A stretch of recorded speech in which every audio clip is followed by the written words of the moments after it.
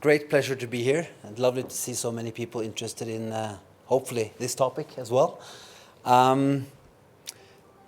I think this is at the core of why we have this conference, the lack of solid evidence to inform the various decisions that were taken or should or could have been taken during the pandemic and in future pandemics.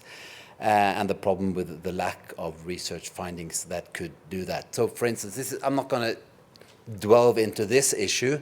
We already heard some of it from Mark. But it serves as an illustration, because the face mask question, there was no consensus around that at the beginning of the pandemic, whether they were a useful tool to reduce spread of the virus. This illustrates the lack of consensus in the sense that the decision-making across the world was very different, as you may recall. Some countries embraced the idea of telling people to use face masks. Others didn't. Barely mention. Norway, we barely mentioned for the first months face masks in our communication from the health authorities. There was a wide variation. But the more interesting thing and more astonishing thing was that when we look at the other end of the pandemic, even in neighboring countries, there was still this huge discrepancy in how they viewed, for example, face masks as a useful tool. So these are facts, these are not claims. It was mandatory to wear masks up until February 2023 on public transport in Germany and Spain, European countries. While other European countries like Denmark, Norway, Sweden, so Denmark is a neighbor with Germany, they ended all mandates at least a year earlier. So quite different views on the usefulness of masks. And I guess I'm not interested in starting a debate on face masks. I guess the jury is still out, or at least divided. But it illustrates the problem that is shared with practically all of the non-pharmaceutical interventions, and that there was a wide variation in the implementation of the interventions, if you look at across countries or regions or states. And it seems likely or sensible, logical, that the lack of solid evidence is one key explanation for this variation. I'm sure there are others. I know there are others, but that is clearly one important issue, the lack of evidence to inform the policy making. I don't think I need to convince you that there was and is a lack of good evidence to inform these types of decisions, but just to be for the formality of it, so I'll just show you snapshots of a couple of systematic reviews looking into this. This is one where they searched in autumn of 2021 for randomized trials in this area, and they found 9 published RCTs. That is a drop in the ocean if you, for example, compare it to pharmaceutical interventions and RCTs of pharmaceutical interventions for COVID. There were thousands at this stage, or at least a couple of thousand. Another systematic review, I hope I don't offend the authors, because they might be here, but we don't have time to thank you for your contributions. But there are authors of these reviews in the room. So here's just another illustration. They looked at a sort of narrower landscape of the same types of intervention. They found 7 RCTs of physical interventions during the pandemic, and they looked even later. So this is nothing. And that is a paradox, because I think most decision makers, the policy makers, and also the professionals, the public health professionals who gave advice to the policy makers across the world, they would all agree that the weak evidence base for many of these measures was a problem. It made it difficult for them to do their job, because they didn't have good evidence to base their advice or their decision making on.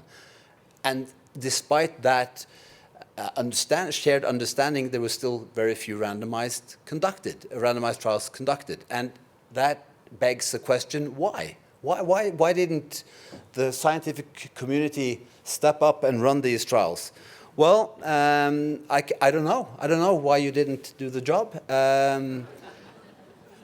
We tried, but we failed too. Here's a list of where we have self-assessed whether we attempted an RCT. We had a quite generous definition of what an attempt is. Basically, some sort of, at least a sketch of a written protocol that would qualify as an attempt. So many of these didn't go far. But this is a list of 11. There were around a dozen RCTs that we tried to run in Norway, which is, I think we were good in attempts. There are not many others who attempted that many, but we failed grossly. So in all these cases, there were failures. And why? That's the interesting question. Why did we fail? Well, we tried to categorize the failures into different causes. And we categorized them roughly into 3 or 4 different categories. So some of these trials were stopped just because there were legal issues or ethical/legal issues, or they were stopped because of political issues. And I'll give you an example very soon. Some, so they were formal issues or the political sense at the time that stopped them. Sometimes it was the dynamic of the pandemic, the unpredictability, either because you never know when the waves come or go. The modelers were not, they couldn't always predict that, far from always. And so if you start a trial when there is no wave, you have not enough sick people to count, so that could fail a trial.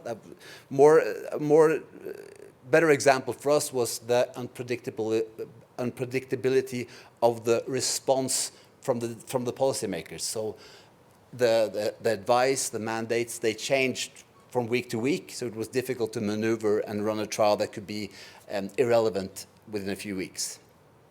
And then there's this technical, boring thing that is an issue, of course, sample size. Most of these interventions are not expected to have massive effects, so you need quite a lot of participants in your trial to be able to demonstrate an effect if there is one. So I'll give you an example that actually covers all of these barriers in one attempt at a trial, and John mentioned briefly earlier.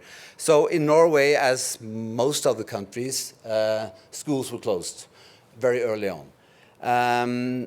We had started thinking about randomizing schools to closures when the debate around closing schools started, but we were too slow. So that was impossible, because from the time the discussion started, I guess it was the same in most of your countries, until the schools were closed, that was a matter of days or maybe a week, or so, impossible to run a trial. But the idea, we had started to discuss it. But then the schools were closed, so that boat train had left the station, but we realized logically that schools are closed, but they will probably open again someday.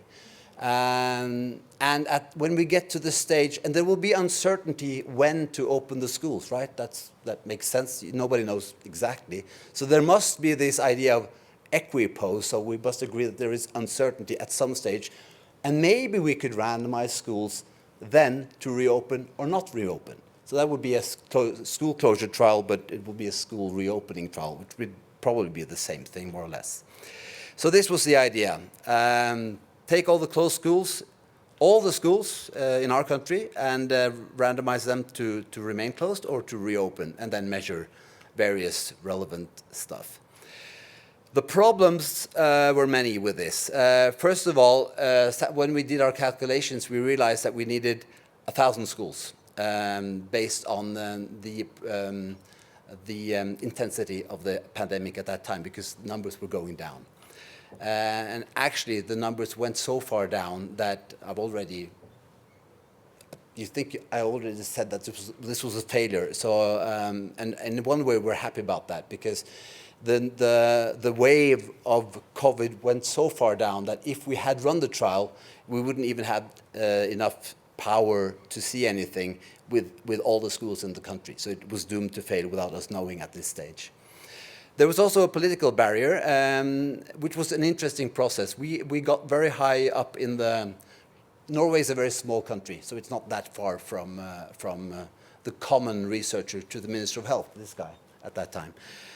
So we were able to meet with him and discuss this idea, and he actually embraced it. He understood the point of randomization, was quite impressive, and he was supporting it, or at least he thought it was a good idea. And he quite honestly said, after discussions within the administration, that from a knowledge perspective, a trial is a very good idea. However, we don't think the public is ready for having a lottery decide if their school opens now.